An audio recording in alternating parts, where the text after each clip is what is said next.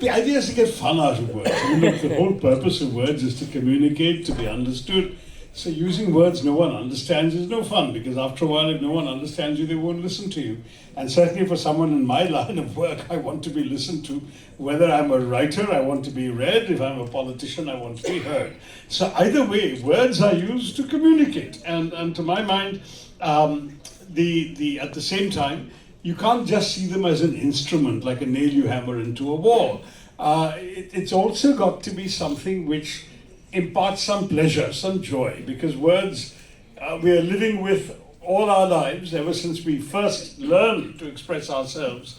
Words have to come into service, and so why not do it in an enjoyable way? And that's why the delight I've taken in words, and word games, and puns, and alliterations, and in acronyms and backronyms and homonyms and antonyms and all of that, that's some of the fun I want to impart to others.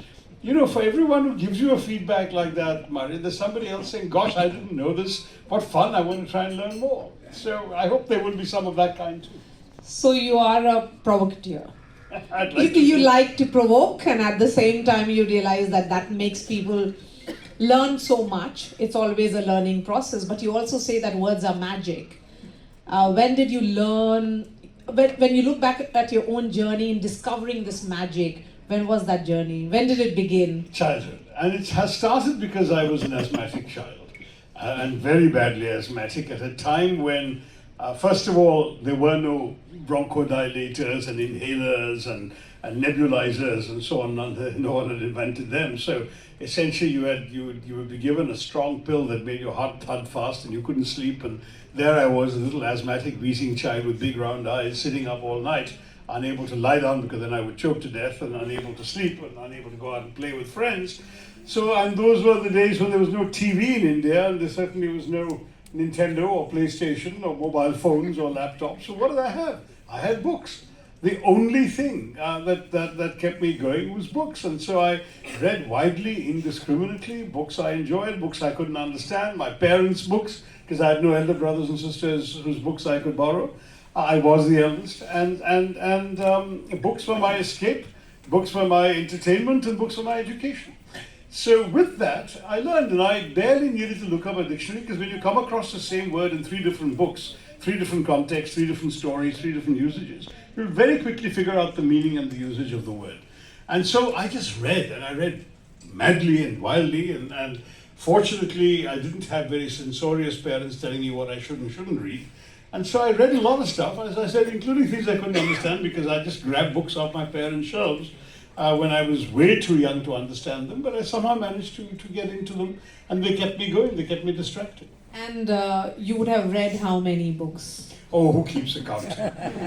Honestly, when you love something that much, you don't really sit around. There was one year when I was foolish enough to set myself the goal of reading 365 books in a year. I think I was 12 or 13. It was just a silly thing to do. I did it. I hit the goal before Christmas. In a year. In a year. I kept, sometimes when I was reading, I think one of the books I read that year was Gone with the Wind, which is like 1,000 pages long. So I immediately made up for it by reading a couple of very short books and counting them also as books. So I mean, this is definitely cheating. But at the same time, the worst thing about it is when you're reading to a deadline, you partially deprive yourself of the pleasure of reading. Because reading is also about savoring the words, savoring the context, if necessarily going back on something, that you want to see once again how something has been expressed, or sometimes you read a book and the ending surprises you and you want to go back to earlier bits of the book to see whether that ending was prefigured, whether the author has done justice, whatever it may be. And all of those things, you don't have time to do because you're very anxious to put one more notch on your list so you can go on to the next one. That wasn't a great idea. So when I finished that year, and I did finish before Christmas, I decided never to do that again. And I've never ever held that up as an example of something to do. If I ever tell the story of doing it, I tell the story with a certain amount of chagrin.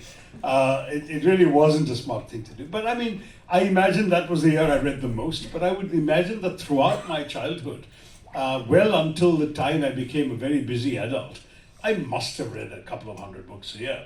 Then, as one gets busier, one gets less and less time.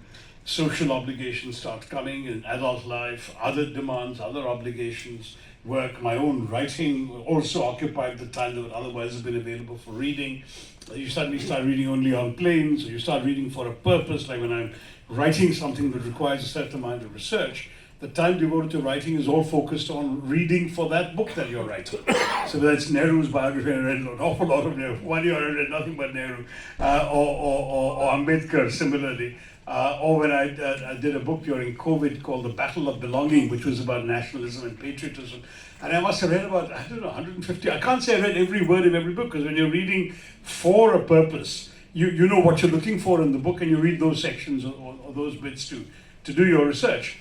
So, I mean, that kind of thing. So I can't say that I'm having the kind of satisfying reading life. Let's say my sister here, who is a very diligent reader, she manages to read everything she wants to read. She's also a writer, she writes children's books, but she makes it a point that when she hears about a book or reads about a book or comes across a review, she will make it a point to read it.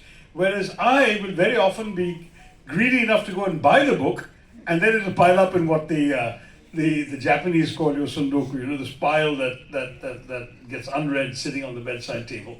And after a while, the bedside table then gets moved into a shelf, and then a new pile comes up and that gets moved in. So increasingly, I think at some point you reach a critical mass when you own more unread books than you actually read, and then you say, hey, this is not good. Do you like sharing